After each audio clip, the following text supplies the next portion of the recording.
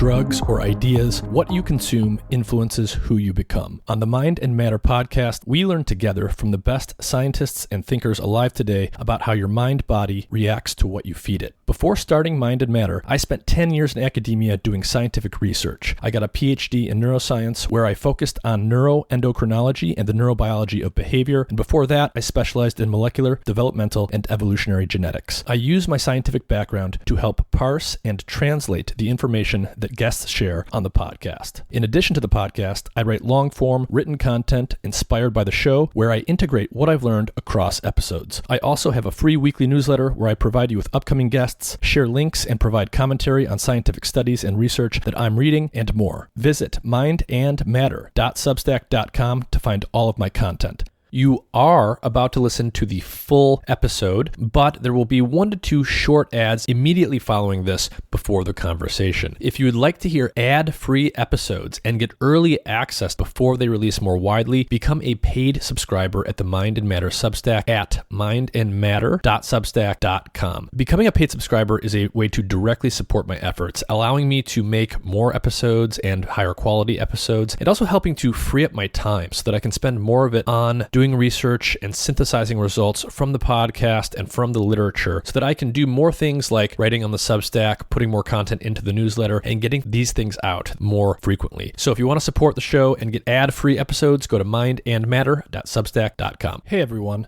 I want to take just a minute to tell you about a really cool health monitoring device I've been using called Lumen. It's a handheld, pocket-sized device with a sleek design. The Lumen device measures CO2 levels in your breath, which allows their technology to determine the extent to which your body is burning fats versus carbohydrates. Lumen helps improve your metabolic flexibility, your body's efficiency in shifting between using fats and carbs for energy. I use this device in the morning or before bed or after meals or after workouts to track my metabolism. With just a couple weeks of use, I learned a lot about which foods were causing my body to burn mostly fat, mostly carbs, or both, as well as how long I needed to fast and how hard I needed to exercise to promote fat burning. Being able to track whether your body is burning fat versus carbs will help you figure out how your body responds to your lifestyle and whether or not your weight loss and fitness strategies are actually working. Lumen is great for anyone looking to optimize their health for either weight loss or athletic performance. Their easy-to-use app allows you to track your results together with what you're eating and how you're exercising, and it syncs with other devices like the Apple Watch. Click the link in the episode description to learn more and use the code MINDMATTER, MINDMATTER, to get 10% off your Lumen device today. That's on top of the site-wide sale they are currently running, and the Lumen device is eligible to be paid for with FSA and HSA health accounts. Check out the link in the episode description for more info.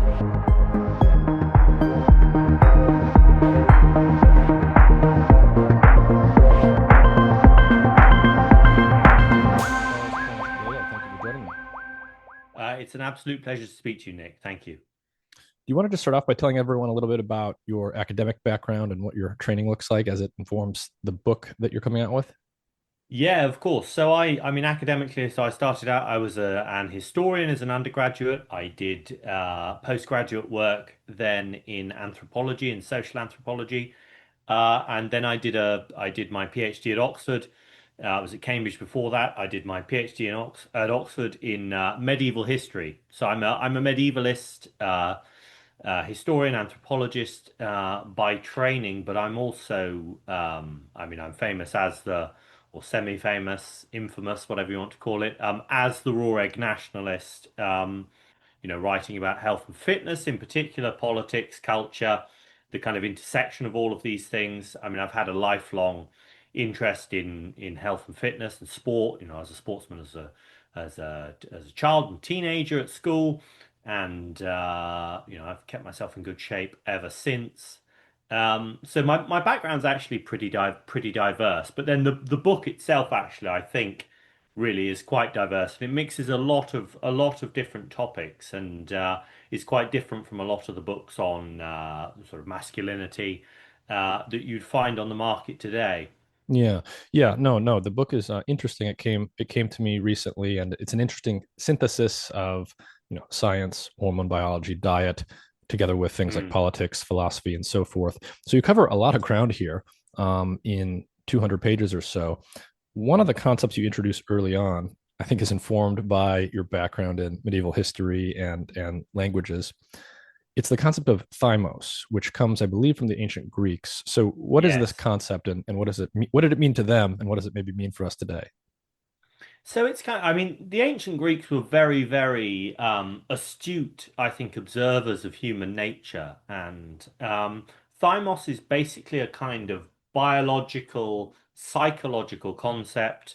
Um, it's a moral concept as well. And what it basically means is something like spiritedness. So thymos is kind of this kind of set of attributes, of virtues, of dispositions, whatever you want to call them, that kind of rooted in biology that animates man and particularly men to be spirited. So Plato, for example, I think in the Republic, talks about thymos as making men like a sort of like a fearsome dog. You know, like a man becomes like a fearsome dog defending his city. That's thymos that drives man to do that. And there are particular sort of sub-variants or different kinds of thymos that the Greeks talk about. Um, but I mean, I draw my use of the term mainly from Francis Fukuyama, the famous kind of philosopher, social theorist, whatever you call him, who wrote The End of History and The Last Man, which is this book that he was very famous for writing at the end of the Cold War, where he talks about thymos as the desire for recognition. That's how he describes it. It's thymos is what drives people to seek, and men in particular, to seek different kinds of recognition. So, on the one hand, there's what he calls, and what the ancient Greeks called isothymia, which is a desire to be seen as equal with one's peers. And that's one of the sort of foundational, I suppose, drives that is satisfied by democracy, by modern liberal democracy, is this demand to be recognized as equal. But then there's another kind of thymos called megalothymia, which is the desire to be, well, the desire to seek distinction and is the desire to be recognized as better than one's peers.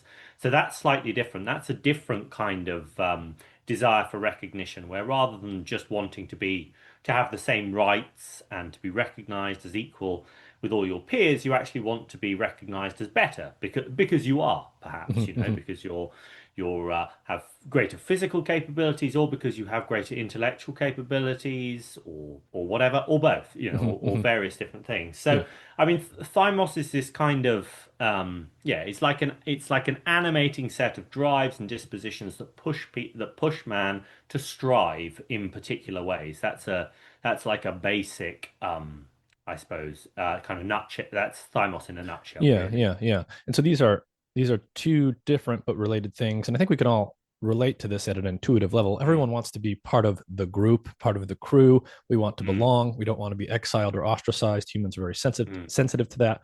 We want to be seen as co-equals with others in that way. At the same time, everyone does seek distinction. We want to fit into some kind of niche and be, known mm. for something or contribute something unique from others to the group. And so these two things can exist to different degrees, I would imagine, in different societies and individuals. You mentioned Francis Fukuyama.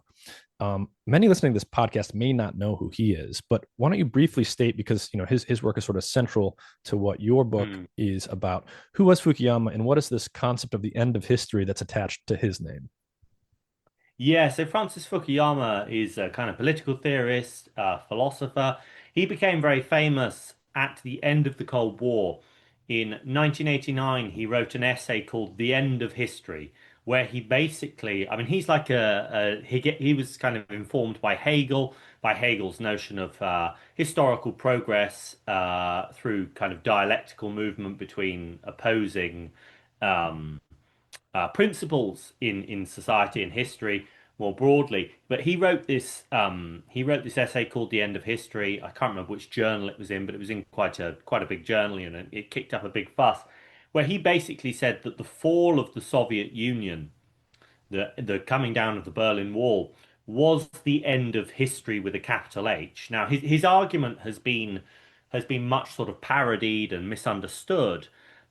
What he was really saying was that kind of history had ended. We'd ended up in this situation with a kind of final political synthesis. There are no alternative, no really viable alternative political systems to liberal democracy, to liberal capitalism, right? So capitalism, liberal capitalism has triumphed over communism, and we've arrived at this sort of end stage of history where actually there's no further movement for evolution of the political form. Like this is Hmm. the best that we can do in political and social terms is to have a liberal democracy. Hmm. That would be so the idea would be in the war of ideas, liberal democracy beat communism and other ideologies, and this will be the new steady state. People will live and die, stuff Yeah, will happen, but it will be in yeah, this general liberal democratic form.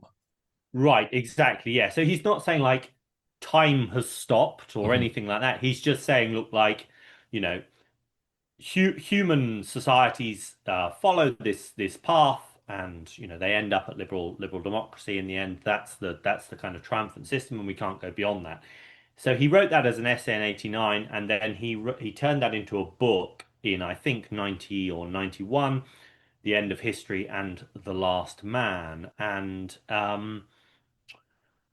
that really kind of so I mean my book is about masculinity. It's called The Last Men, Liberalism and the Death of Masculinity, and it's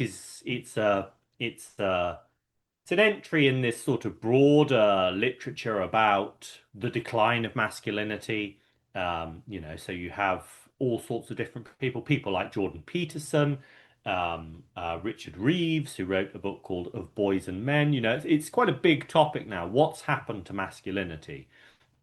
Why aren't men men anymore? Why are young men dropping out of university and school? Why are Hmm. they Hmm.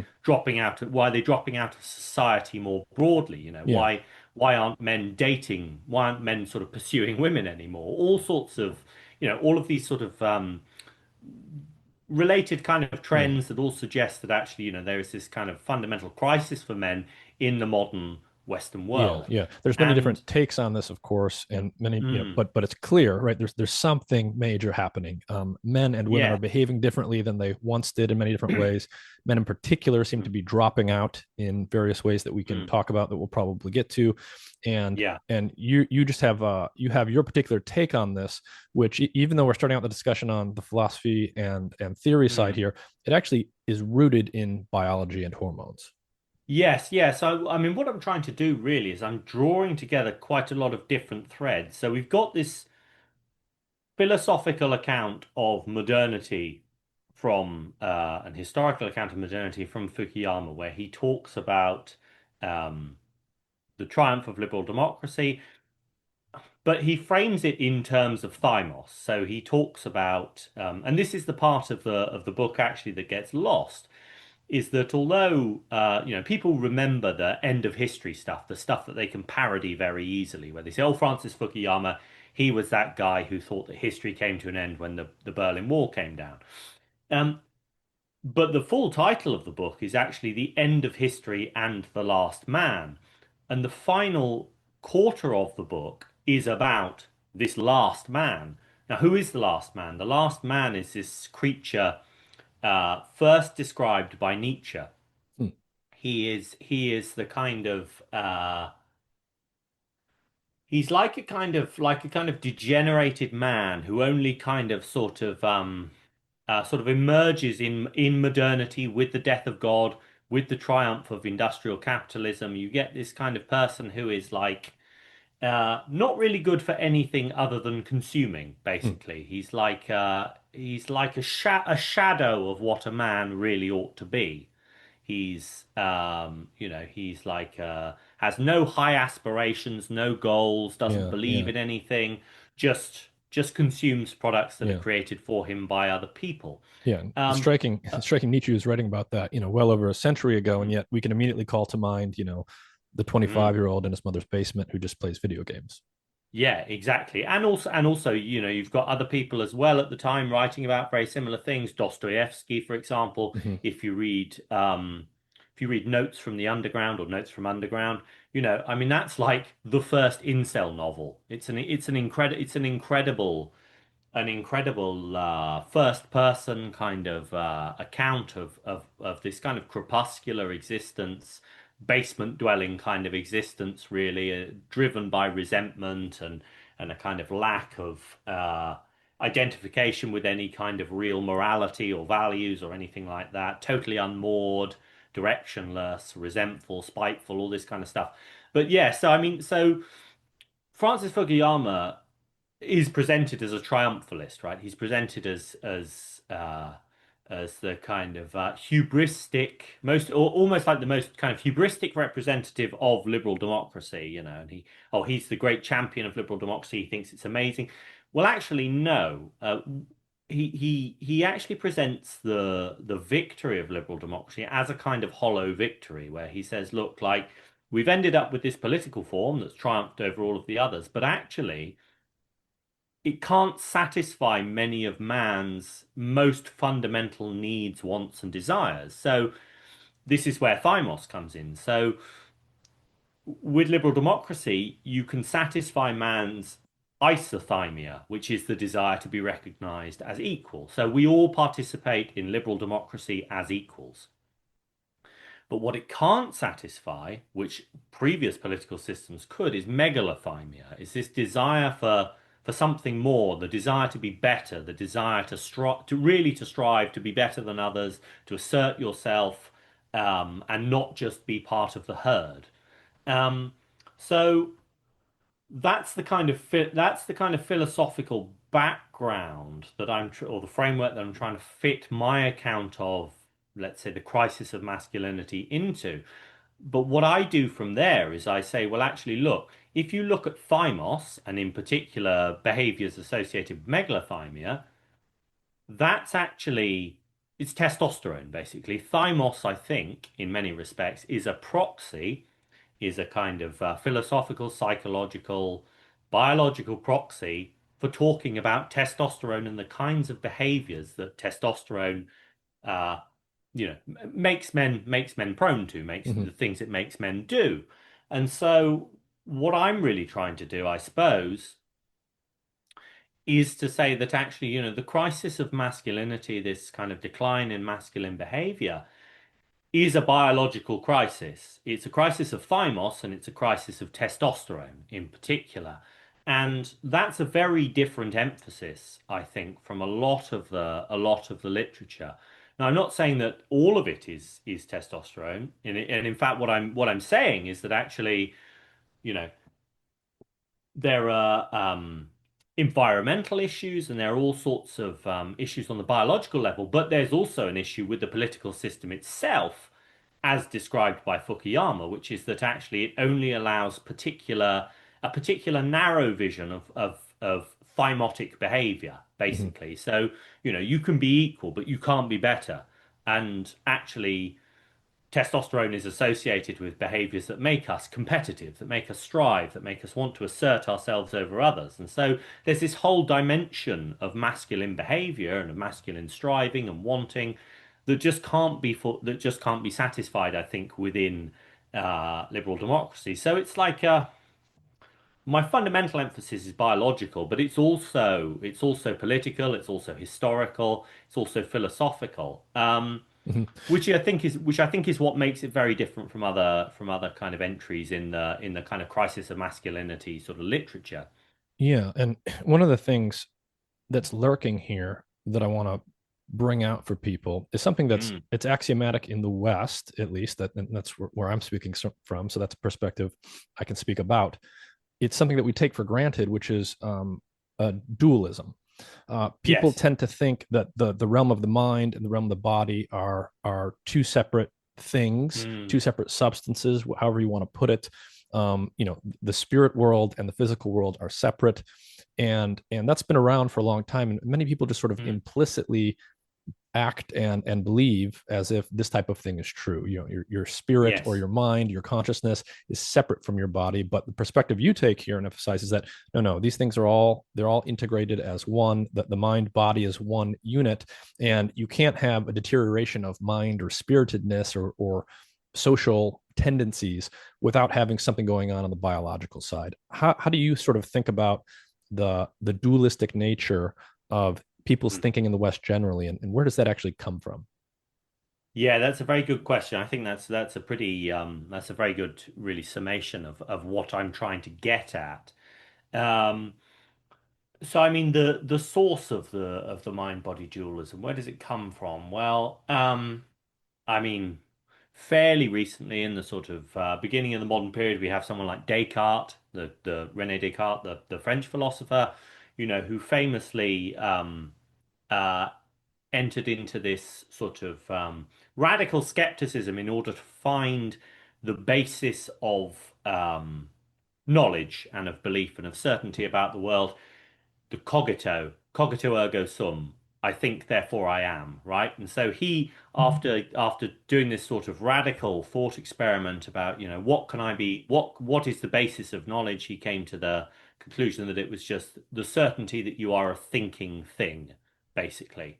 So that's one source, definitely, of I think modernity's dualism in particular is this belief that actually at base, there is this thinking matter that is totally separate. There's this thinking thing that is totally separate from matter. Hard division between the two. But I think if you push back further in time, then you would probably look at things like the Christian conception of the soul, for Right, example, right. the enduring soul, that lives on beyond death, that Hmm. is There's this somehow thing that possesses the body that is, it yes. possesses it, but it's not of it. No, exactly. And also kind of that is you. You are the soul. Yeah. You have this temporary sort of meat marionette that you or meat machine that you inhabit. But actually you are an immaterial thing. You're an immaterial essence in some sense.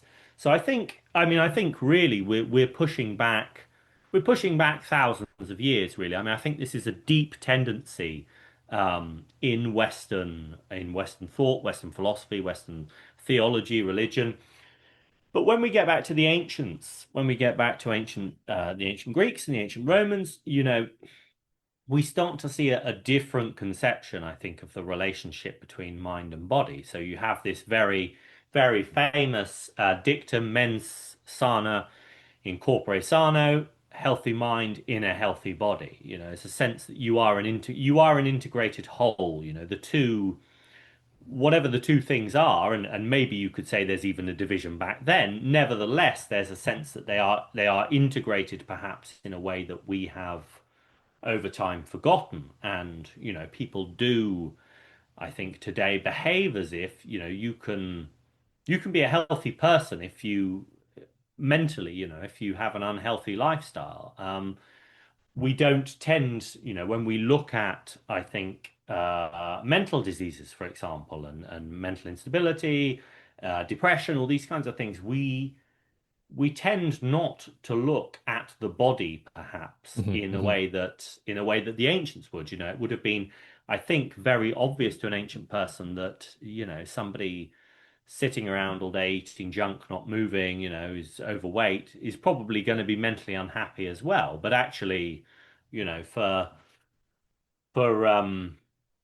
modern physicians and for ordinary people, then it's just a sort of like, oh, well, it's imbalances in the brain or it's something like that. There's no kind of deeper sense of an integration between the physical and the mental. Hmm. Hmm. Um, so I mean, it's a pervasive tendency, I think, and certainly, within this literature about the kind of crisis of masculinity, then what you really get is you get people talking about, they'll talk about values and they'll talk about, let's say, like structural problems. They'll talk about, the way that workplaces are structured now. They'll talk about, the education system. They'll talk about cultural values and, like the we live in a culture that promotes, let's say, different alternative vision of masculinity to the traditional patriarchal vision of masculinity. But very few people will touch on the biology. Very few people will actually beyond, for example, so someone like Richard Reeves, who wrote Of Boys and Men, which is an attempt to argue, I think, the case for masculinity or a particular vision of masculinity. Uh, you know, he'll talk about testosterone, but only very briefly, just to say, look, um, men have testosterone and it doesn't make them bad. Testosterone doesn't just, um, well, actually, what he says is we aren't governed by our hormones. That's what he's trying to Hmm. say, basically. Uh, but which I think is very wrong, actually. And I do say in the book, look, uh, we are our hormones in a very, very fundamental way. And Right. The if the you du the witness, dualistic thing is lurking there Mm. in that type of statement. Yeah, yeah, exactly. Yes, it is. Yeah, it comes back again and again. It's sort of like actually we can radically divorce ourselves from our biology and these big aggregate changes, and we can talk about the big aggregate changes, to testosterone levels. They don't really matter, like either way, it doesn't matter if testosterone levels are going off a cliff, because all we need to do actually is have the right social structures in place and the right values, and Hmm. men can be men again. Well, I'm not entirely sure about that. I think it's more complicated than that. Obviously, you have to structure society in the right way, and that's why I talk about Fukuyama. That's why Yeah, I yeah, take the yeah. framing from Fukuyama because I think that, we've created a particular kind of system that actually doesn't even allow fundamental expressions of masculinity to take place. Yeah, yeah. And I think we'll come to some of this, but my background is in neuroendocrinology, and Mm, point blank, the perspective you just articulated from the other guy just doesn't make a lot of sense. We know that no. changing hormones is sufficient to change the behavior of animals. It will change their Mm, orientation to other animals. And, when we yep. talk about humans, that's going to have consequences and implications for Mm, social structures and the type of social structures that people will fit mm, into well or want. And yeah. then the influence goes in the other direction as well. This is a bi-directional thing. The social Mm, relations one has, the structures in place that yeah. mold and bias, how you interact with fellow humans is going to have hormonal effects as well. With this stuff in mind, I want to get into some of the hormone biology here, and I want to start Mm, with testosterone and what it does, and really emphasize misconceptions that are out there about how testosterone and other sex hormones work. I think one of the cartoons that people often have in their mind around testosterone is, okay, mm, testosterone is high in men, estrogen's high in women. Sometimes they forget that both are critically important at precise yes. ratios in both of the sexes. And then the cartoon for testosterone in particular is, oh, testosterone promotes aggression and bad Hmm. behavior, basically. What do we Yes. know about the behavioral effects of high and low testosterone in humans and other animals? Yeah, well, I mean, so we get our understanding of testosterone from a variety of different sources, I mean, in the book, I go into the kind of deep history of endocrinology, the study of hormones, right? Mm-hmm. I mean, the first the first experiments in endocrinology were castration in the ancient world, and we know that castration has a deep, deep history. Not only castration of animals, bulls for domestication, geldings, etc., but also castration of humans, slaves, eunuchs in harems, um, just in war as a punishment. So, I mean, humans have had an understanding that there is something in the male testes that governs male behavior and that it can be manipulated by the kind of gross, blunt act actually of just severing the testes or indeed the entire, male genitalia, penis as well. Um, so, like we've had a kind of blunt understanding of something of the something that there's some kind of substance, some kind of thing that governs masculinity that originates in the testes for a long time, even if we, obviously weren't able to articulate it as hormones Mm-hmm. or as a particular hormone. And, it was only really at the end of the 19th century and then in the early 20th century, in the 1930s, that the actual substance that was then called testosterone was first isolated and its effects started to be studied. This was the 1930s. Uh, and then you had the first synthetic testosterone that was made in the late 1930s. That's basically the beginning of the age of doping as well. That's Mm-hmm. when steroids are first created. That's a kind of watershed in endocrinology as well. But so we have this kind of deep understanding of testosterone as a hormone, even though we didn't know what it was. But then more recently, then we have all sorts of experiments. So we have experiments with animals in the lab and in the wild, in other settings, in zoos and observational studies. And then we have studies of human beings as well, and people who take testosterone therapy. And actually, what we really have now is we have a much more nuanced view of what testosterone is and does. And yes, testosterone is involved in the regulation of aggression. And that's like you say, that's the real stereotype of testosterone is, you roid rage, you Right, have too right. much testosterone, you're a pro wrestler, you're gonna go home and murder your family, I mean, it's like, Hmm. Hmm. roid rage, testosterone, whatever. It makes you aggressive, it makes you masculine, it makes you uncontrollable, it makes you antisocial, it makes you a thoroughly unpleasant human being. And so, of course, a regular refrain that you will hear is, society would be better with less testosterone. And so, any news of lowering testosterone levels is also is welcomed, because it's like, oh, we're all getting more civilized. And actually there actually is evidence, long-term anthropological evidence, skeletal evidence that suggests that actually maybe the dawn of civilization was actually associated with some kind of reduction in testosterone levels among men. So if you look at hunter-gatherer skeletons from about 50,000 years ago, Hmm. and then, 30, 40,000, 20,000, 10,000 years ago, what you see is what's basically called something like faciocranial masculinization decreases. So what that Yeah, basically means is that like brow ridges yeah. become The less prominent. The robustness of the head skull. Mm. Yeah. And that's generally taken as an indication that actually testosterone levels were declining, from 50,000 years ago to 10,000 years ago, the dawn of civilization.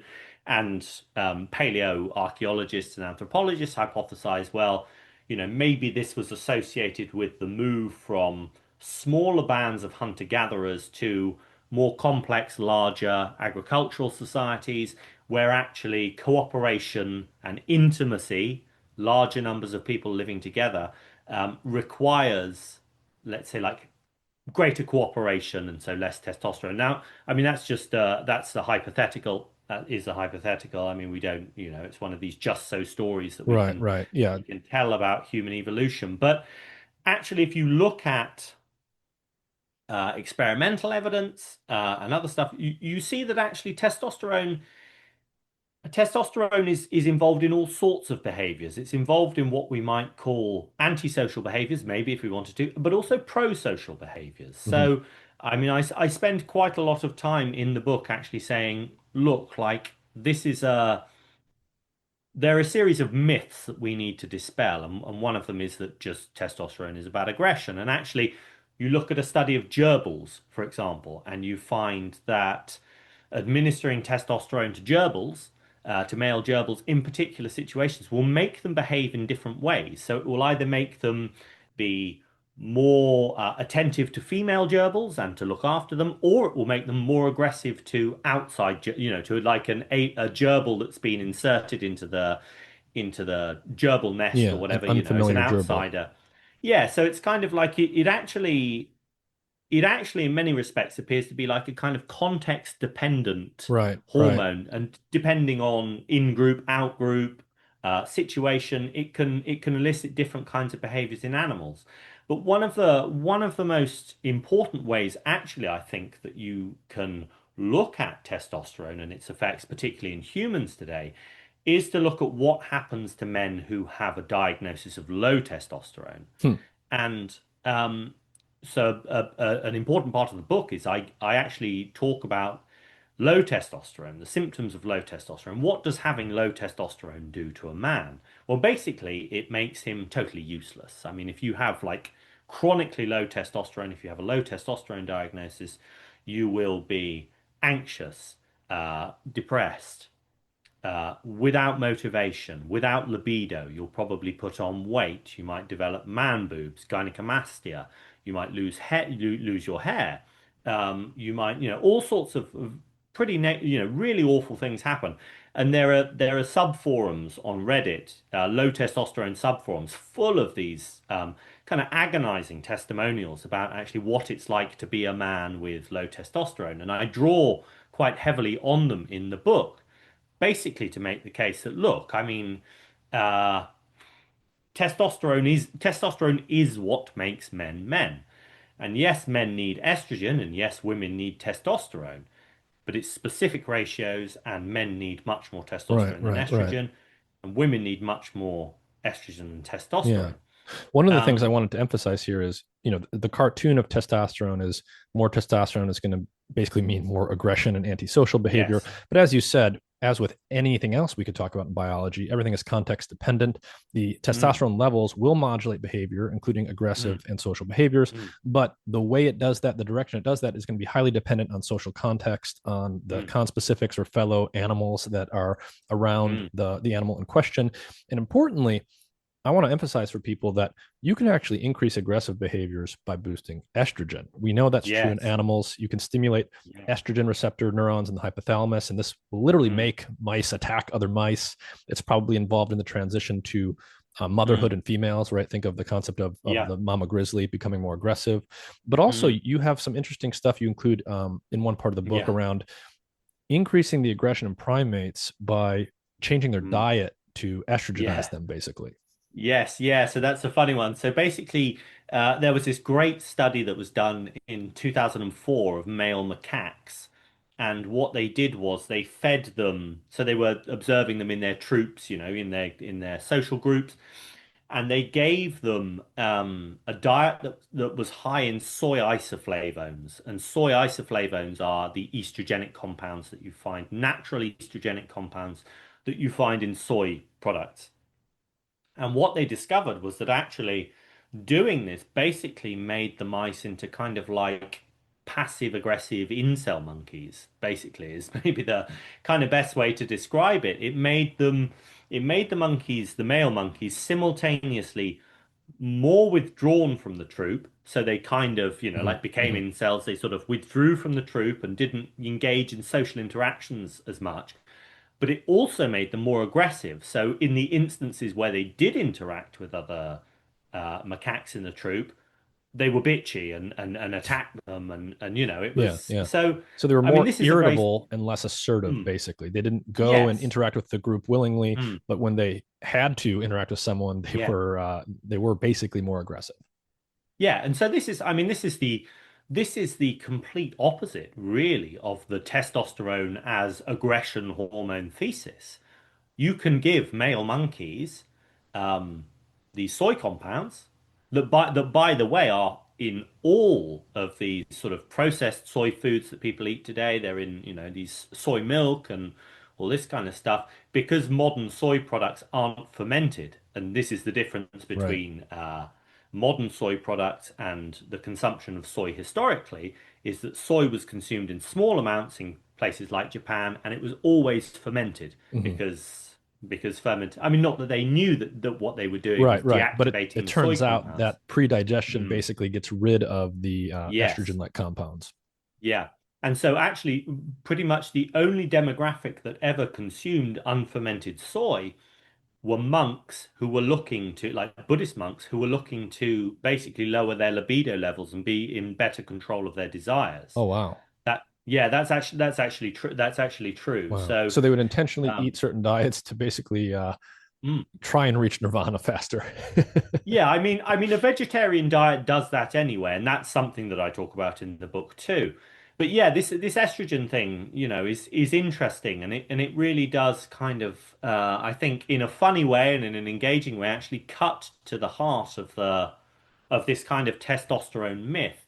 But what you also see actually that I think is interesting in a lot of these studies is you see there are built-in biases, I think, in things like, so a lot of the experiments are social psychology experiments, right? So you get groups of men Mhm. and you put either a testosterone gel, transdermal gel on their arm, or you give them a control, so it's a gel, but it's not testosterone. It's just something neutral. And then you get them to do some kind of task that illustrates let's say, or that explores some kind of virtue or sort of social behavior. Like a lot of them focus on fairness. So they'll Hmm. do this, so they'll apply the gels, and then they'll say, like, you play a game where you have to allocate rewards to people, and I you see. get to choose how to allocate the rewards. And so what they're trying to see basically is whether if you give someone a shot of testosterone, will they be more fair? Will they be less fair? Will they be more aggressive? Will they be less aggressive? Will they be um, more favorable to inequality and hierarchy, or will they be more egalitarian? But what you get with a lot of these studies, and particularly the ones that focus on fairness and egalitarianism, is that yeah, you'll find that if you give men a shot of testosterone, they're happier with hierarchy. That seems to be a major finding of a lot of these studies, is that actually, you give men a shot of testosterone and actually they're okay with some people getting bigger rewards than others. But what then happens is you get this kind of it's not really a sleight of hand, but it's kind of these built-in biases. I mean, we live in a democratic society, and so what do you do? Well, you say, okay, well, that's antisocial. So Hmm. testosterone is an antisocial hormone because it makes men happy with hierarchy and inequality. Well, actually, the vast majority of human societies, I mean, like 99.9% of human societies, have been rigidly hierarchical Hmm. throughout history. So, Yeah. Well, it's like you can see this sort of thing creep in almost any field, but in this particular mm, area, it's you can really see it jump out. I mean, just to yes, put the similar spin on something from the animal world that I'm familiar with. Again, let's think of the concept of parental defensive aggression, which is perfectly mm, natural and perfectly healthy, right? yes, When a yeah, female has babies, whether we're talking about a grizzly bear, a human being, or a mouse, mm, she will become more defensively aggressive, right? She will, mm, famously, little animals will fight much bigger animals off if they've got yeah, their little cubs or nestlings to take mm, care of. And no one would ever look at that and properly understand it and say, oh, that's a negative attribute because aggression is bad. no, But effectively, what you're saying is that in some of these social psych experiments, that kind of thing is interpreted automatically in a mm, negative way, even yes, though there's probably a deeper and subtler understanding that should be had there. yeah, precisely. But then you'll get much more interesting, more elaborate studies of testosterone in a social setting. Like, for example, there's a study that I talk about where social psychologists went on a hunting trip in somewhere like the Amazon Mm-hmm. with a tribesman, right? And they measured levels of particular hormones at particular times Oh, wow. before, during, and after the expedition to hunt, right? And so they were able to track how during the hunt testosterone levels rise, right? Because among other things, testosterone encourages competitiveness. It does encourage aggression. It enhances male attributes. It enhances strength, right?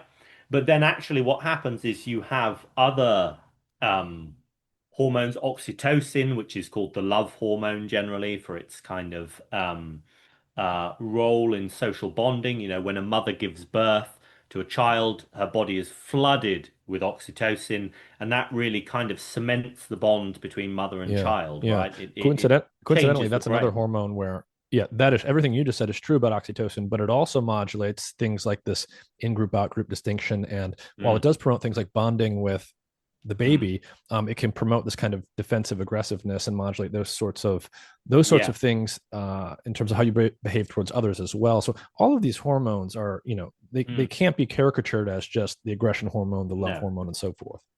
no. And so in this study of these tribesmen, like testosterone levels increase, but it also pushes at the same time you see a corresponding increase in oxytocin. Mm-hmm. And then there's interesting things that happen when they get back to the village and they start dividing the spoils. Hmm. So it's much more complicated and just trying to say, oh well, testosterone is antisocial and look, 50,000 years ago, hunter-gatherers had much, more prominent brow ridges, and that was because they were That's because they were living in smaller groups, and now we've got this really complex civilization, and we need to have lower testosterone because otherwise it won't work. That's just like a really a gross parody, I Hmm. think, Hmm.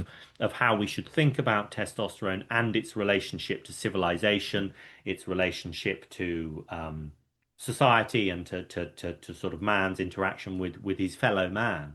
Um, and so yeah, I mean, there's a lot of bullshit really to cut through, and I try to do that with like a few really good, really clear studies, like the study of the male macaques, for instance, that Hmm. shows like actually estrogen modulates aggression, and you can get animals to behave really aggressively just by giving them estrogen. Um, but yeah, I mean, it's a lot of bullshit to cut through, and these are tropes that are widely circulated throughout society. They're very common. I think if you asked a sort of person of middling intelligence, about testosterone, they would probably tell, yeah, that's the aggression hormone. Hmm. It Hmm. makes men angry, makes men aggressive, and then they might have opinions about what to do about that to make society better. Yeah. And, people have been talking for some time about the apparent drop in testosterone levels among Mm, males over time, over the mm, course of the last few decades. What do we actually know there about whether or not that's happening, the extent to which it's yeah. happening, and so forth? This might be a good place to talk about the Massachusetts male aging study. Yes, yeah, that's the big one. So, um, we have very good reason to believe that testosterone levels are actually falling precipitously. Now, um, first of all, we have experimental evidence. So the first big red flag about testosterone in the Western world was this study called the Massachusetts Male Aging Study that was carried out. It's like a gold standard study. I mean, I won't go into the boring details. But it's a really well constructed community study of men of various different ages, from sort of like 18 to middle age, in a community around Boston, totally random sample, over a period of about 20 years. So what they did was they took a random sample of men from this community near Boston, and they measured biomarkers over time, various different biomarkers. But one of the principal biomarkers they measured was testosterone. And what they showed over a period of about 20 years, so this was from, I think, 1987 until about 2004, I think that was the time frame. So it was like 17 years. It was just under 20 years. But what they showed was a year-on-year decrease of 1% in testosterone levels over that, slightly more than 1%. So it was like a 20% decline in 17 years.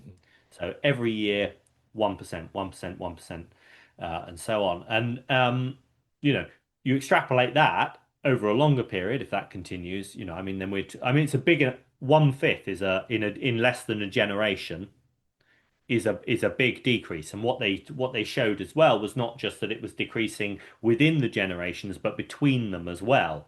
So it's like a 60-year-old man, let's say in 1987, has like 20% more testosterone than a 60-year-old man in 2004. Hmm. That was a big sort of wake up call, I think, about uh, testosterone levels, and it inspired some other studies that wanted to test the hypothesis of to test the findings and see whether actually is this being repeated elsewhere in the Western world, or is this just something that's confined to America or even just to Boston, right? Hmm. Hmm. So there was a so the analysis of the Massachusetts male aging study, I think that was kind of like 2007, I think, that the testosterone paper came out. And then a year or two later, there was a paper out of Finland where they looked at Finnish men, and they actually had they had a longer data set, I think. But the hypothesis there was, okay, well, we're not going to see this in Finland because generally men in Finland score higher on tests of reproductive health, various different tests Hmm. of Hmm. reproductive health in American men. Like there are fewer instances of undescended testicles, of cryptorchidism, and there fewer men in Finland get prostate cancer than men in Mm. America. So they were like, okay, we're not going to see this. But actually, it was exactly the same over a longer period of time. In fact, actually, I think it was slightly worse, and that's why. So that was a Hmm. big thing. Hmm. Yeah, and Um, there's been at least one or two more in other parts of the world, and I guess is punchline here Israel is Israel is yeah, Israel is one of them where they did one. Yeah. we've been seeing this for some time, different parts of the world, different Mm, cultures, different populations. yeah. So it seems to be a general purpose phenomenon that's happening. Mm, This brings us to the question of what's driving it. It can't be something that's only in the U.S. and not in Finland because we're seeing the mm, pattern in both places. yeah. Do you, there's multiple things we could talk about here, but let's talk about strict biological causes of what might be Mm, driving this. This gets us into the discussion of endocrine disruptors and mm, food. Those two things go hand yeah. in hand. The stuff we're putting on and in our bodies. What do we know? Mm. Just give us the broad strokes here about how that ties into some of the hormone biology.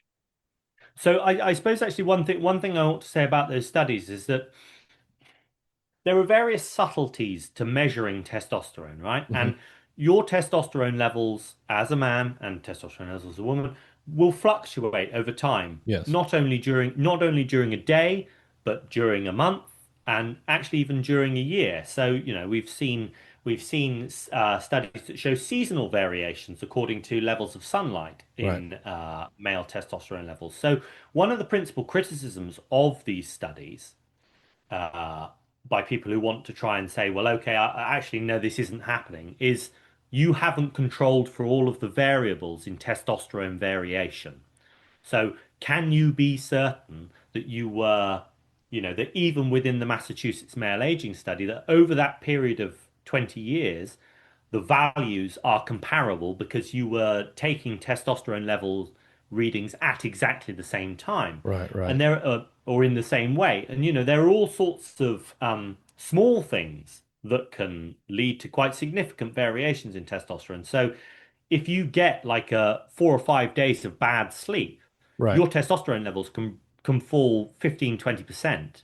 Right. Right. Um, so that yeah, there are these variables, and it introduces a certain amount of uncertainty. But what we also have is we also have a broader collapse of male reproductive health, Right. Like and sperm this quality is and things like this. sperm quality, which is how well sperm can swim and whether they can actually fertilize an egg. Sperm quantity as well, sperm counts. That's Hmm. just the Hmm. sheer number of sperm that are in a particular volume of semen. Yeah, male reproductive parameters, full stop, across the board, have gone off a cliff. So we've also got a corresponding nosedive of about 1% per year, cumulatively year on year, in sperm counts as well.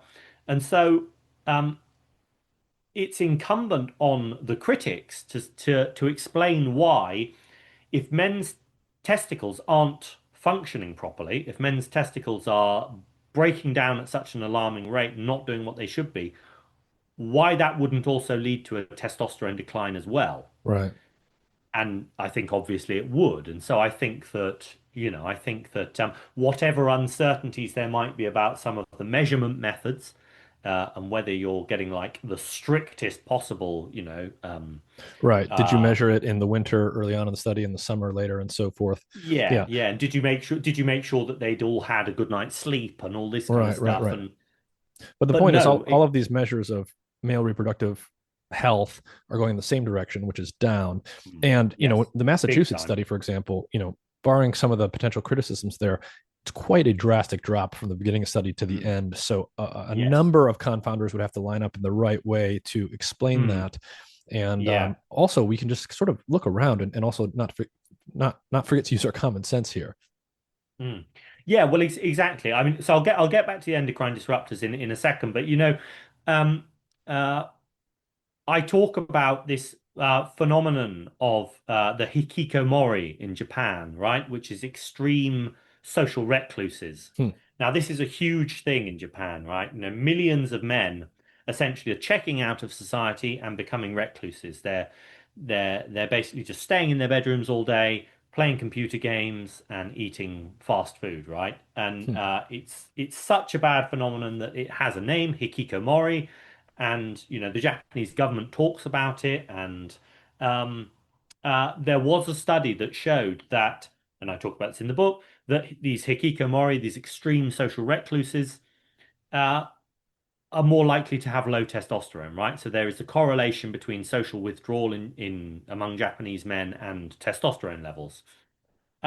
So yes, I mean, yeah, we can open our eyes and look around as well, and uh, what we see is we see, you know, a proliferation of behaviors associated with low testosterone, including this kind of male withdrawal from society. It's estimated that there are something like 6 million men in the US who've basically dropped out of society. And this is associated with low testosterone. And so I think that overall, the overall impression is obviously that testosterone levels are declining. Now, the causes. Endocrine disruptors. So endocrine disruptors are hormone disrupting chemicals. There are natural endocrine disruptors. We talked about the male macaques. We talked about soy isoflavones. There are natural endocrine disruptors, plant compounds, natural compounds in the world. But we've created a world now of industrial chemicals, plastics, deodorants, fragrances, pesticides, herbicides. And it turns out that a great many of these artificial compounds disrupt our hormonal systems, Mhm. basically. Uh, these compounds are ubiquitous. We can't really get away from them, and this is something that we're learning with microplastics in particular, which is like an emerging field of study and or an emerging topic of study and an emerging threat. I mean, we're really starting to get worried about the extent of our exposure to plastics and our inability to get away from them because they fall in snow and they're at the bottom of the ocean and they're floating around in the air and they're in household dust and in the bottled water and food. Um, but yeah, so we are exposed in a pervasive way, in a way that has never without is basically without parallel in human history. We're exposed to these harmful hormone disrupting chemicals, and it seems to be a kink, a very strange and unfortunate kink of the modern world that so many of these, maybe the majority of these hormone disrupting chemicals, mimic the hormone estrogen, right? Mhm. So they interfere with the body's natural balance of hormones, testosterone to estrogen, and skew it in favor of estrogen. So that has all sorts of effects. I mean, it decreases testosterone, um, uh, and it can have transient effects, but it can also have permanent effects. Mhm. And so this is what's so insidious and so bad about these chemicals is that exposure to them at particular points in your life cycle from the moment of conception can actually have permanent effects. So, Mhm. a mother who has higher levels of endocrine disrupting chemicals in her body when she's pregnant, that can have serious developmental effects on her child. It can lead to things like reduced IQ. It can lead to a propensity for obesity. It can lead to uh, developmental defects. Uh, like so you have a boy who's born with a smaller penis or with undescended testicles. Um, uh, there are even suggestions that it could be linked, because of uh, it could actually be linked to the rise of transgenderism, for example. So I actually talk in the book about the Alex Jones gay frogs conspiracy theory, where he was roundly mocked for suggesting that chemicals in the water could turn frogs gay. But actually, there are reams of evidence that actually link exposure to endocrine disruptors to serious reproductive defects and also even potentially gender dysphoria. Um, and so, I mean, this is like it's an it's really an emerging field. It's only something that Yeah. we've really started to take Yeah. seriously probably over the last sort of 20 or 30 years. But it's becoming very clear that actually we're swimming in a toxic soup and it's having serious, serious effects on our health. And it's probably linked to every single one of the kind of prevailing chronic diseases of modernity. Right, right. Probably linked to heart disease, probably linked to dementia, Yeah. probably linked to diabetes and obesity, but it's also linked to severe reproductive Right, problems. right. And part of the point here for me is when we talk about hormone biology, what people need to understand is hormones by definition are substances that act throughout the body, and Mm, they are specifically substances that coordinate changes and orchestrate yes. coordinated change throughout tissue systems of the Mm, body. So you're not yes. going to get isolated minor problems by messing with hormonal No. systems across development. The entire purpose of these substances is to orchestrate literally the construction of the organism Mm, into its natural form. And even mm, though we can't study all of the thousands and thousands of endocrine disruptors, we know specific ones have very dramatic effects on sex mm. typical behavior, neural development, and so forth in animals. Yeah. And it's basically just impossible that these things aren't disturbing development of human beings, broadly speaking. Yes. Well, I mean, so we've got population studies of humans where we can see, like correlations between, for example, levels of plasticizer chemicals like phthalates or BPA with obesity or Right, right. diabetes or sperm count or testosterone levels in particular. But what we've also got as well is we've got these intervention lab studies where you can actually, because obviously you can't administer these chemicals to people Right. deliberately. You can study you can study people out there in the wild and you can see what level of these chemicals they have or levels of these chemicals they have in their bodies, but you can't use people as lab rats. So you have to use lab rats, right? But we have these intervention studies. We have these frog studies, for example, that famously showed that administering the herbicide atrazine, which is sprayed in millions of gallons a year Hmm, hmm. all over the US, applying atrazine to the larvae of African clawed frogs could make them switch gender. So you can turn a male African clawed frog larva into a female African clawed frog, and it will then be able to mate with a male frog. So you can literally switch a frog's gender simply by exposing it to atrazine while it's developing, and then it becomes a female rather than a male, and it can produce viable eggs that can be fertilized and produce other frogs. I mean, there are reams and reams Hmm, of hmm.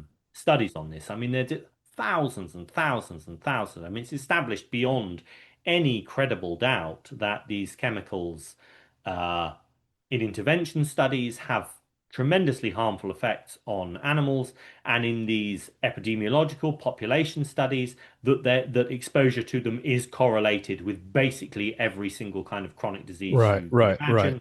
Yeah, I So. mean, I've done a number of podcasts on some of these in particular. So there's lots of details we can point people to. BPA in Mm, particular has been studied. We yeah. know it can lead to an exaggerated insulin response. We know it can disturb both the mother and the child when she's exposed during a pregnancy. And so we Mm. know this stuff is having profound metabolic and neurodevelopmental effects. What what can you tell us about sort of the history of how, so even before the advent of synthetic chemicals and before we had Mm. Dow chemicals and entered the true the modern era, Yeah. deeper back in history, what were some of the ways that diet was used to control people? Yeah, this is an interesting one. So I talk in the book, I pick up some threads from my previous book, The Eggs Benedict Option. I talk about there's this fascinating, really fascinating short section of Plato's Republic, book two of Plato's Republic, where Plato's Socrates basically says that you can create an ideal harmonious society that you could control perfectly if you just made everybody have a vegetarian diet, basically. So if you deprive the workers in a society of meat and animal products, you give them a grain diet and peas, and they can have some cheese and olive oil and blah, but no meat, no fish. Um, uh, then basically they're perfectly happy with their lot. They won't rebel. They'll be fearful of authority, and everything will be fine in society. But if you allow a society to have meat, then people's passions get inflamed. And what Hmm. what Plato is actually having Socrates say there is he's saying, look, meat encourages thymos. Basically, that's what he's saying. He's saying, you eat meat, you get thymos, Hmm. basically. So Plato was the very first social planner. He's the earliest social planner that we really know of. Plato's Republic is really the first kind of detailed philosophical attempt to lay out a kind of utopian vision of society, right? Hmm. And yet you've got Plato's Socrates actually saying, like, if you want an ideal harmonious society, don't let people eat meat. And that's very striking. So, it's 2,300 years ago. There was a there was actually an understanding, and I don't think Plato was being ironic when he Hmm. put those words in Socrates' mouth. I think there was a genuine understanding that actually dietetics, that is diet determines people's behavior. You Hmm. can have profound effects on a society. You can create a different kind of society if you alter its dietary habits. And one of the kind of hallmarks of my work that I talk about a lot, that I talked about in the Eggs Benedict doctrine, my previous book, and I talk about in a chapter in this book too, is that actually, um, you really can alter people's hormonal profiles and therefore their behavior simply by altering the amount and type of fat that they eat, whether or not they eat red meat, the kind of protein that they consume, whether they consume animal protein or plant protein. And of course, today we've got this big plant-based agenda where, we're all being told we've got to abandon animal foods, we've got to give up meat, we've got to give up butter, we've got to give up all forms of dairy, and we've got to adopt a diet that's rich in grains and soy protein and other legumes and stuff like that, and these alternative proteins that are being grown in bioreactors, lab-grown meat, that kind of stuff, cultured and fermented foods, and this kind of stuff. And I think that is a contemporary illustration, really. It's a continuation, actually, of what Plato Socrates is saying in the Republic, which is that actually, you want to make a fundamental transformation to society. Well, why don't you change the diet? And there are all sorts of studies that show, for example, that height is correlated with the type of protein that people eat. So this is something that I talk about in the book. There's a worldwide study that shows that societies that eat red meat and drink milk produce the tallest people in the Right, world. right. And then societies that derive most of their protein from wheat, so that's like Middle Eastern societies in particular, and parts of North Africa, they're shorter. And then societies that derive most of their protein from rice in particular, so it's tropical Asia, they're the shortest people in the world. Yeah, And yeah. so, I mean, there's a deep history, I think, going back to Plato, going back to, in fact, even going back even further. You could look at the agricultural revolution. You could look at the effects of the agricultural revolution. That's the transition from hunter-gathering to sedentary farming. You can look at the archaeological records, skeletons. You can look Right, right.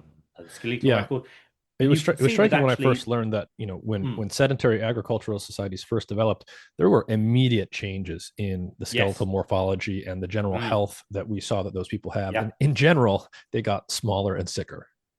Mm. Yes, yeah, I mean markedly, I mean the transition. And so that actually, now that we kind of understand that a lot better, it throws the agricultural revolution into a new light, and it makes us ask different questions about the agricultural revolution, because we are, as a society, as a civilization, we are a product of the agricultural revolution. And so typically we've looked back on the agricultural revolution as this great watershed moment in history, made us who we are. It was the birth of civilization. It allowed the creation of complex culture, of urban centers, commerce, the arts, all the great things that we take for granted were a product of the agricultural revolution. And that is true in some sense. That is true in some sense. But it makes us look back, you know, with hindsight in basically through the wrong end of the telescope almost. And so what we end up doing is we end up saying, well, actually, of course, our ancestors wanted to transition from, life as hunter-gatherers to agriculturalists, because of course it's better. Look what it's brought us.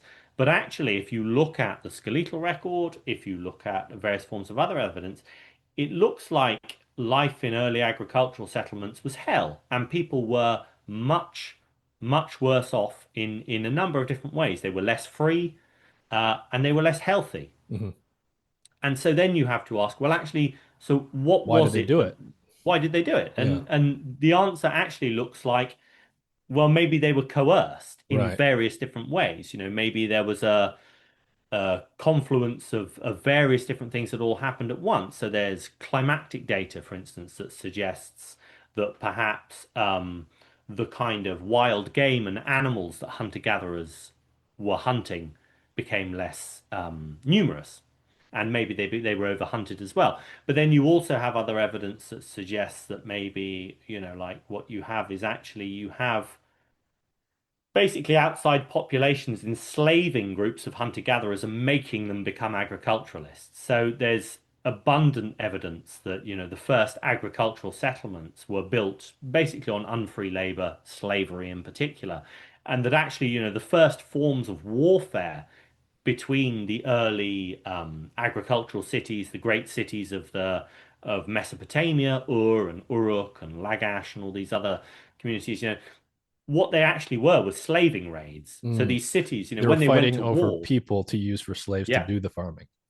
yes, yeah, and so yeah, so I mean, like, that's a fundamental transition. You go from a hunter-gatherer mode of living, groups of maybe 150 people max, moving through the landscape. They might be sedentary at some time, like they might have camps where they wait for the migration of gazelle or something, or some kind of game animal, but they were moving and following their prey, multiple food webs, multiple ecosystems.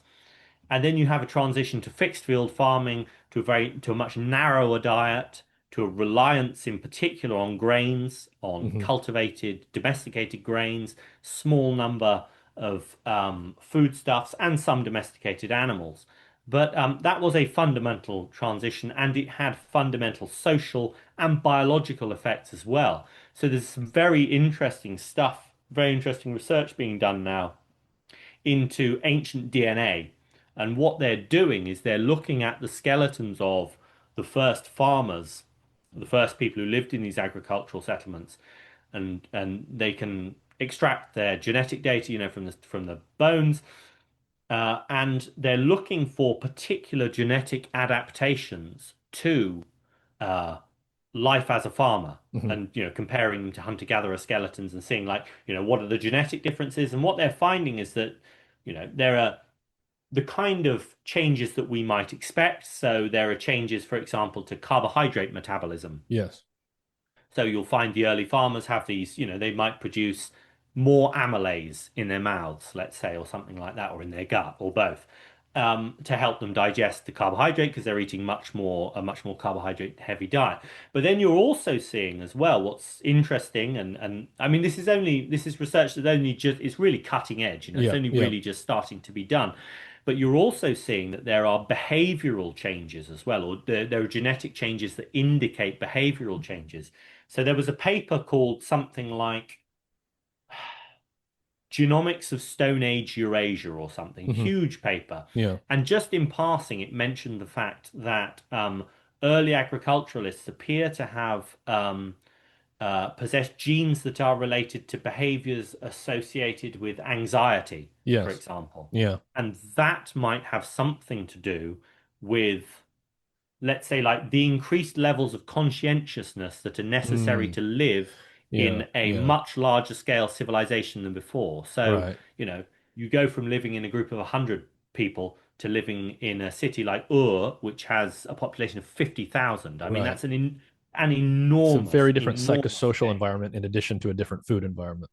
Yeah, exactly. Yeah, So I mean, it's fascinating yeah, stuff, and no doubt there will be a lot more papers on this kind of stuff that yeah, actually yeah, start to yeah. show the kind of biological, hormonal adaptations, physical Right. adaptations that took place as a result of this Yeah, yeah. fundamental And transformation in the way and that people ate. for those who don't know, there's, I mean, you might say we're in kind of a golden age of ancient genomics, recent ancient genomics from, the times that we're talking about now, the Mm. transition to agriculture and afterwards.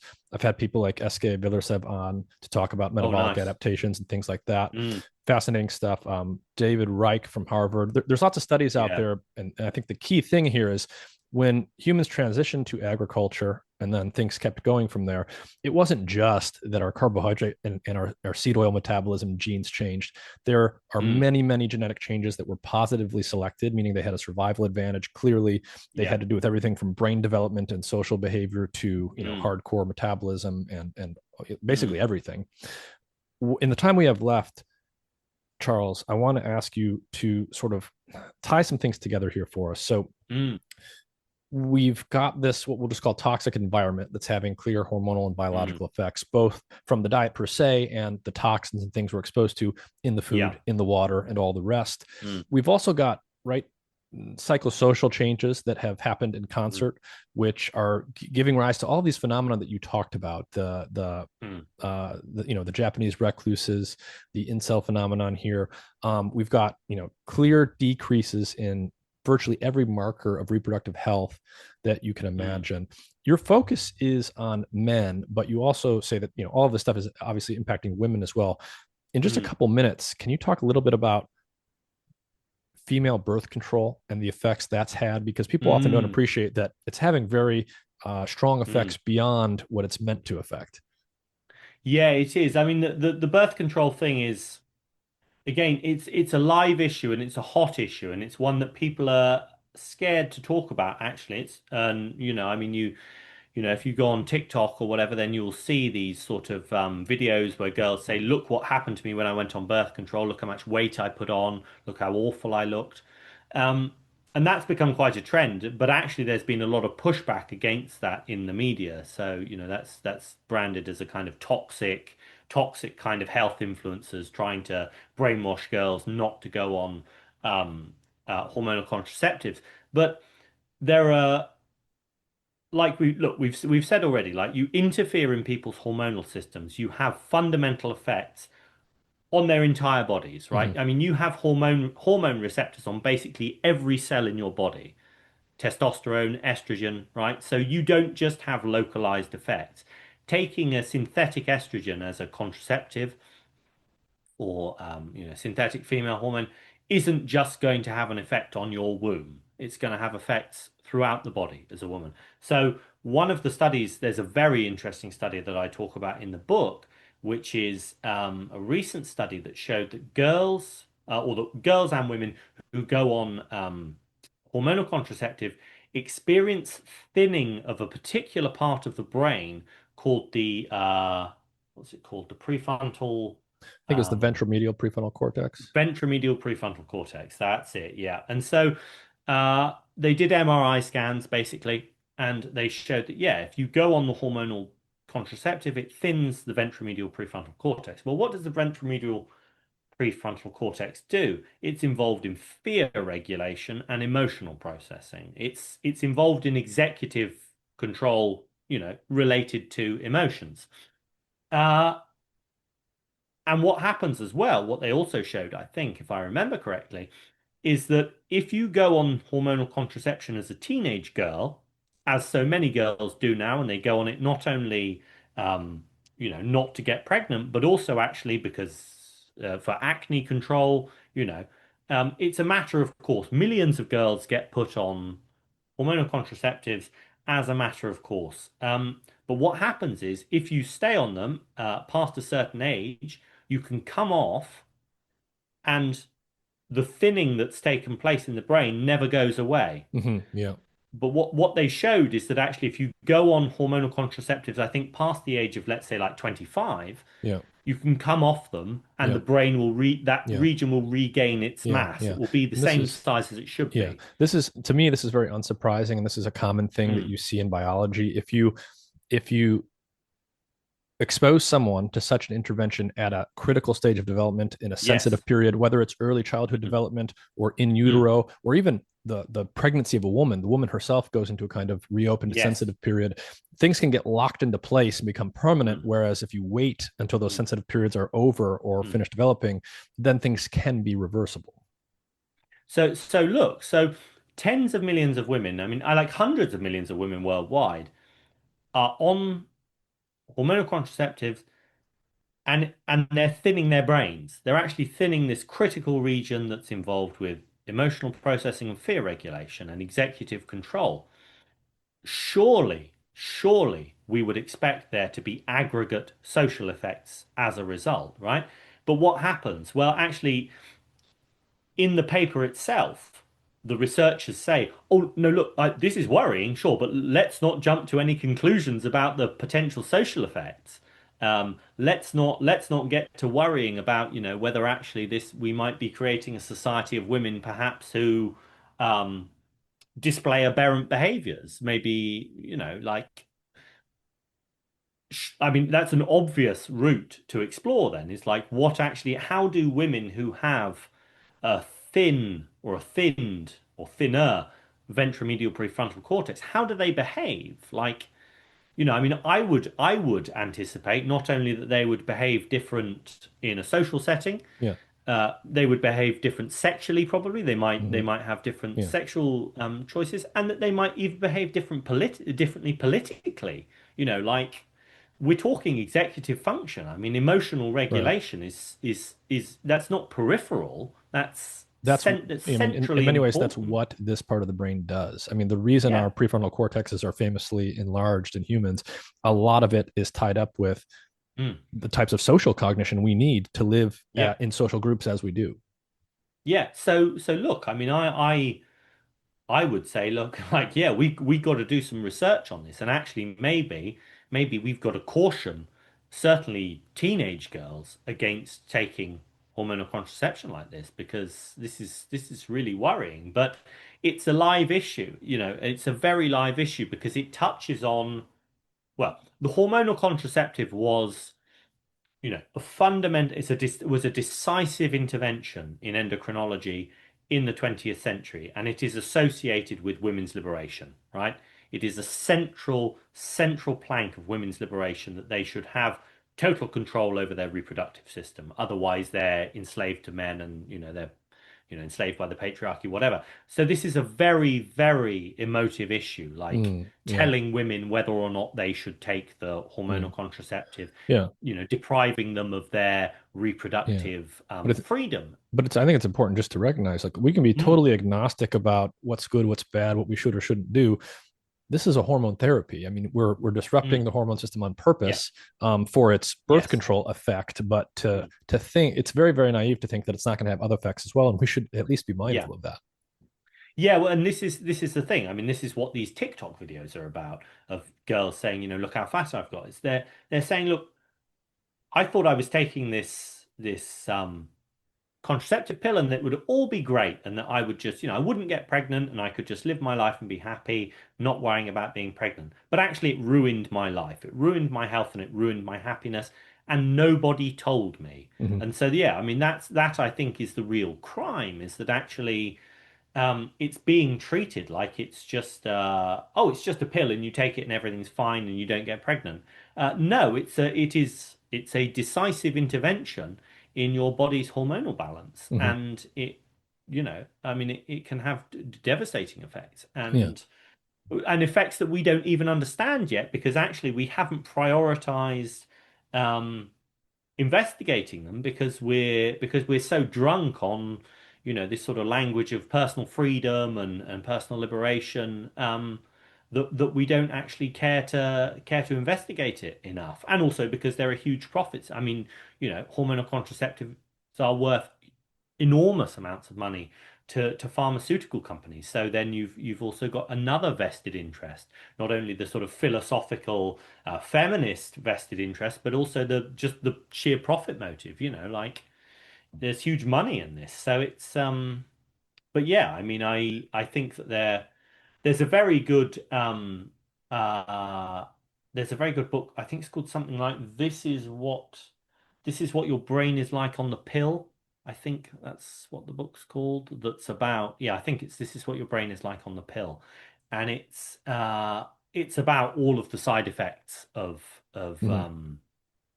and then there's another book. I think it's called The Greatest Experiment Ever Conducted on Women or something like Hmm. that. Barbara Seaman, and Hmm. it's about the history of estrogen and estrogen therapy and how estrogen therapy like was presented as this panacea and it would make women's lives so much better, and actually it's done the opposite, and it's actually very dangerous. Hmm. And I mean, we know it's linked to various different forms of cancer, particularly breast cancer. You have these estrogen sensitive breast cancers, but you know the story is, it's basically, again, women were kind of sold a lie basically about their health. Like, you shouldn't go through the menopause. You don't have to go through the menopause. You can take estrogen, you can take hormonal therapy, and everything will be fine. But actually that has big risks associated with it. Yeah, yeah. Well, this maybe, in a way ties into, you mentioned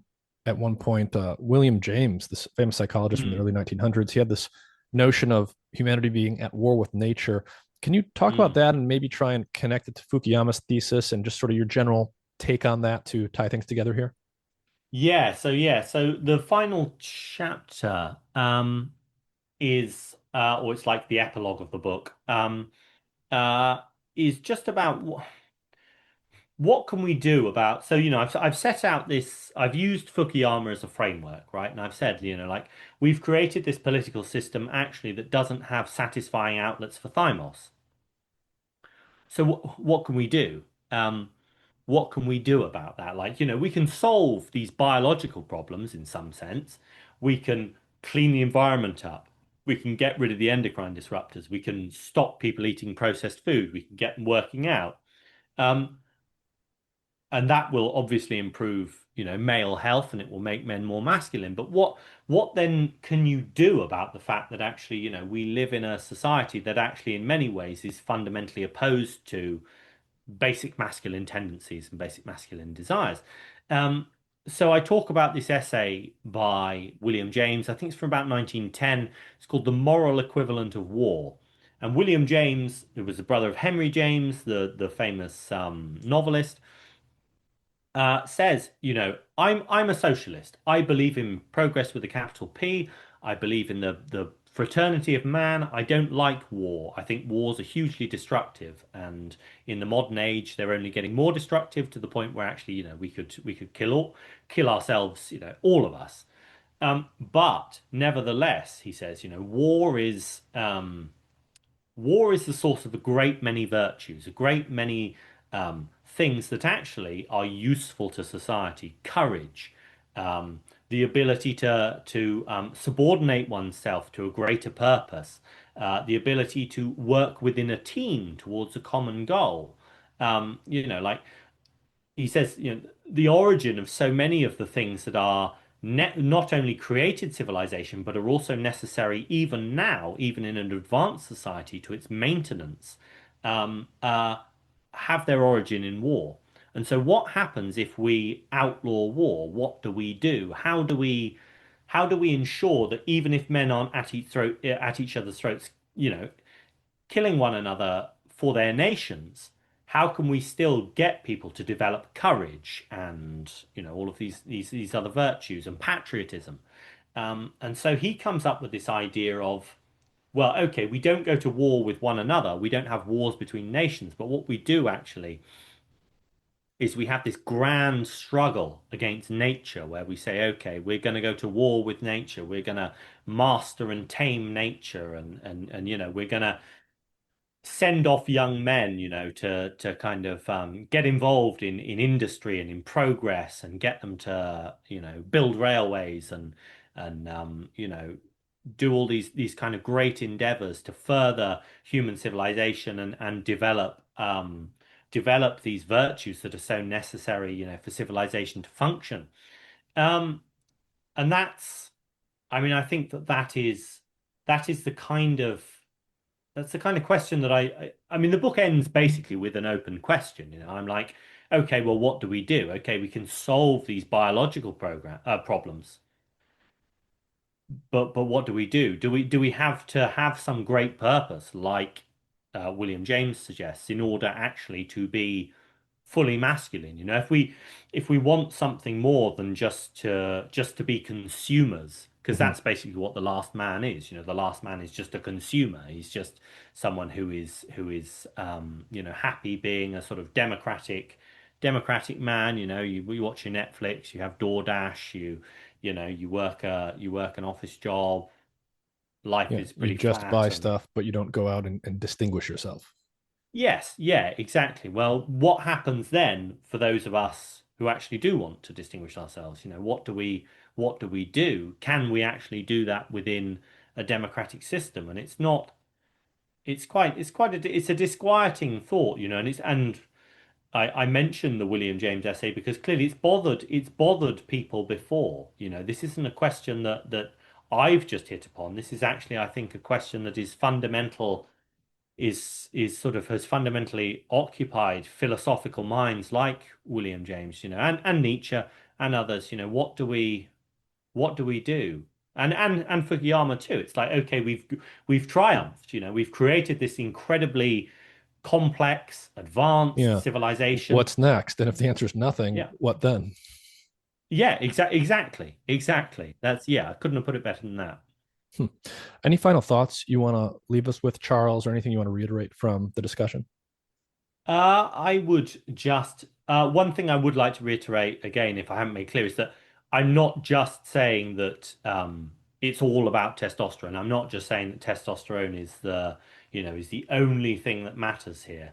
What I think is that biology and hormones in particular have been parodied and neglected to such an extent that we need to reassert the fact that we are biological beings and that so much of our existence is rooted in our physical structure and our makeup and things like our hormones. And until we until we understand that, we'll only have a very, very superficial understanding of what's wrong, and something very clearly is wrong. I mean, that's something I set out to establish in the book, is look, something really is wrong, and but we're also looking in the wrong places. All right. Well, Charles Cornish-Dale, thank you for your time. That was an absolute pleasure. Thank you.